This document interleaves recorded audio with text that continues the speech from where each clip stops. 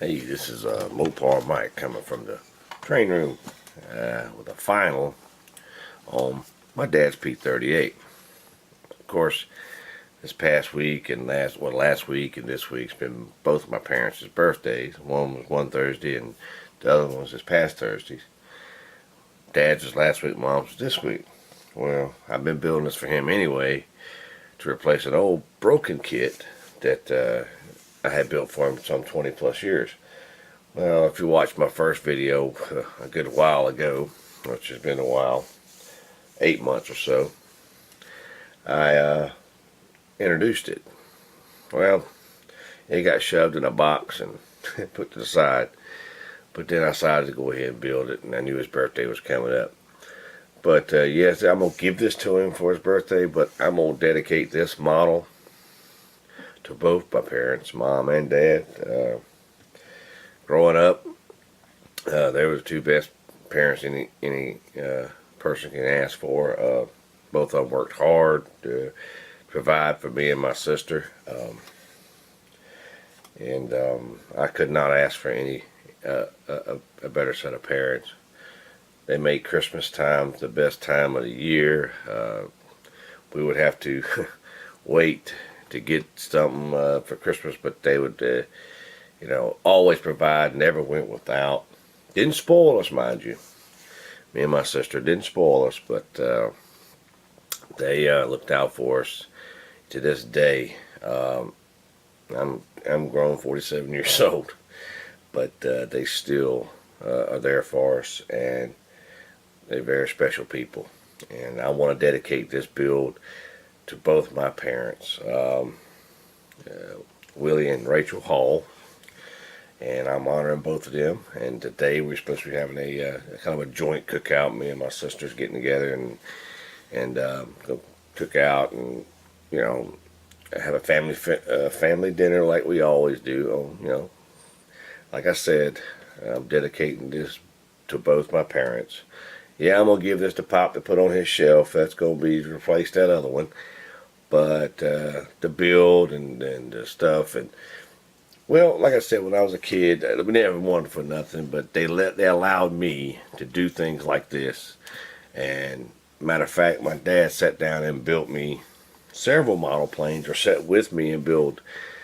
We built memorably some Corsairs, the Black Sheep Squadron Corsair. We built that one, and 148 scale version of that one too as well. So I mean, and then later on in the years, me and Dad, after I got married and started establishing a little bit of money, me and him got into RC flying.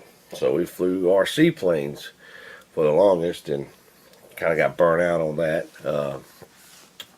But anyway, I'm going to dedicate this to both my parents, and I want to tell them thank you and thank God for them. Thanks, Mom. Thanks, Dad. You are the greatest. But anyway, that's for Mom and Dad, but I'm going to share a little bit on the model now. Yeah, this is Mom and Dad's build, so to speak. But anyway, this kit turned out pretty decent, despite some of the issues. I'm going to turn around and let you see some of the front. Some of the issues. I'm going to slide the camera back a little. There, put that side. And this plane does represent Lieutenant Colonel Robin Olds. He was retired. I think he passed away in 2007. But this is his plane. This is his number, or his lettering, and this is invasion, the Normandy invasion. It's the Scat 2, and I had purchased a decal set. Let me see if I can't zoom in. Scat 2. And the W on the tail was one of his planes too. I kind of combined two of the paint schemes, mainly because the W is my dad's initials, Willie. And I said, well, that'd be fitting. And I already done put the invasion stripes on it. trying to get a little closer. Without, this plane is so huge, it was hard to fit into my paint booth, so I almost had to paint it outside the booth. My wife, I don't want to talk about that, but anyways.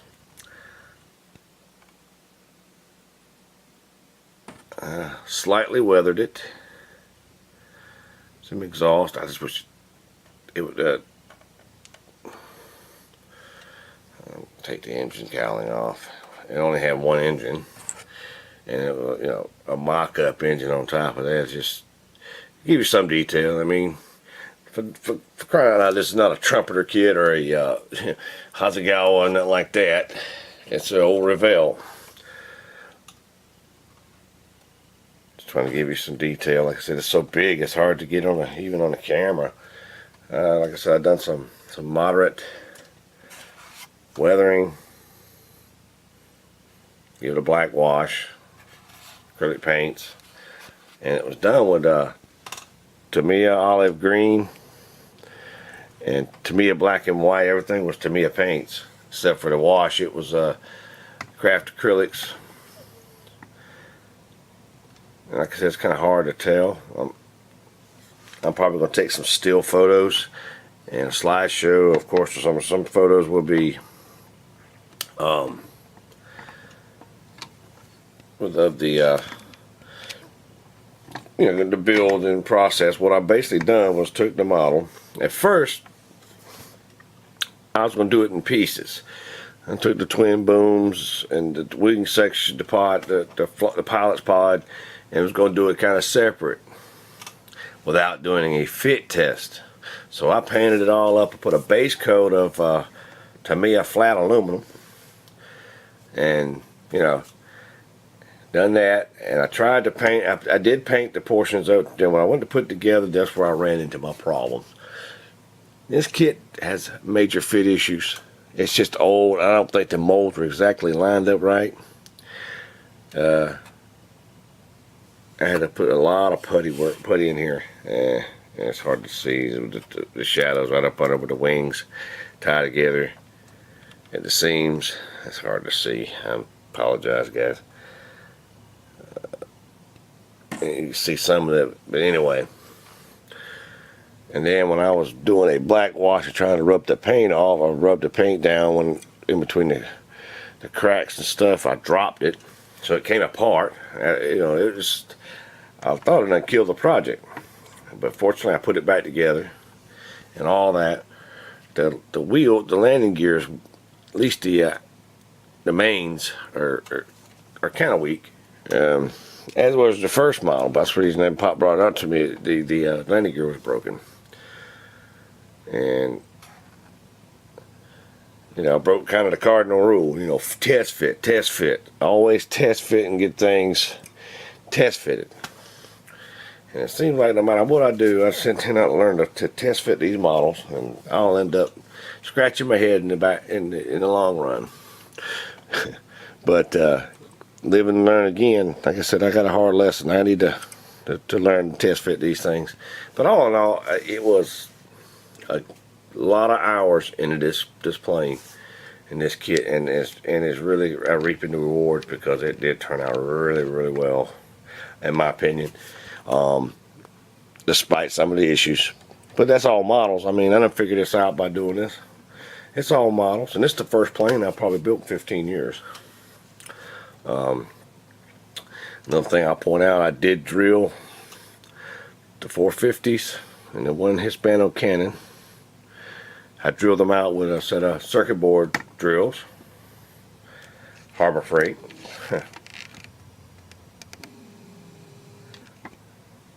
But all in all, I think it turned out really well. I mean, I know it's my work and I'm probably biased. But anyway, I liked it. I thought it turned out really, really well. Like I said, I got the pilot here. I'm probably going to paint it up later on. I'll ask him if he wants the pilot sitting there beside it or whatever inside it. The canopy, I got it stationary right now. And I got pictures of the cockpit that I built and all that. But to give a little history on Lieutenant Robin Olds at the time. He was a lieutenant of this particular plane. I'm a big History Channel buff. Most of y'all probably know by this time, my videos. But I was watching an episode of, I think it was Greatest Air Battles or whatever, fighter. One of the shows that came on, and he was one of the pilots featured. And one particular story, he was flying this plane, him and his wingman, they was on a patrol somewhere over Europe. And yeah, because he fought against the Germans. And they happened to come along a gaggle of 109s and 190s. Well, they fell in behind them. Well, in order in that day, they usually carried two drop tanks, which this plane had the 2 drop tanks, fuel tanks. I didn't want to put them on there because there was no, I just didn't want to fool with the drop tanks. Anyway, he was going into combat mode. What they normally would do is drop the tanks, cut the guns on, and get into combat mode. Well, he dropped his fuel tanks, and in order to the excitement of running into those planes, he forgot to switch it over to his main tanks. There's a switch, I guess, when they drop the tanks, they flip the switch over, and as he was bearing down on that 109, his engine stopped. Well, got closure on that 109. So he went and shot him down. He said he was talking about, said, yeah, he was probably the first fighter pilot in history, the only fighter pilot in history to shoot down an enemy aircraft while under dead stick or in glide mode. And he basically reached over and flipped the switch, and it got restarted his engines, and they went after these enemy planes. But I thought that was pretty cool, a cool story behind it. Not only that, Robin Olds, he played a major part in Vietnam. He was in the 50s. He still stayed in the Air Force in the 50s. He was a trainer, a fighter pilot trainer in the 50s. He stayed out of Korea, from my understanding.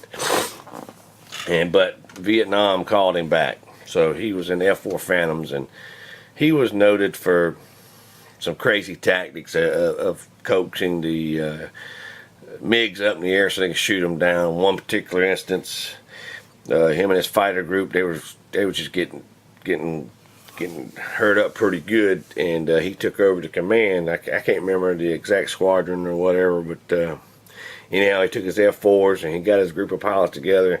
And what would happen in Vietnam, they wouldn't send their MiGs up, but only to intercept bombers, like the Wild Weasels and the Thuds.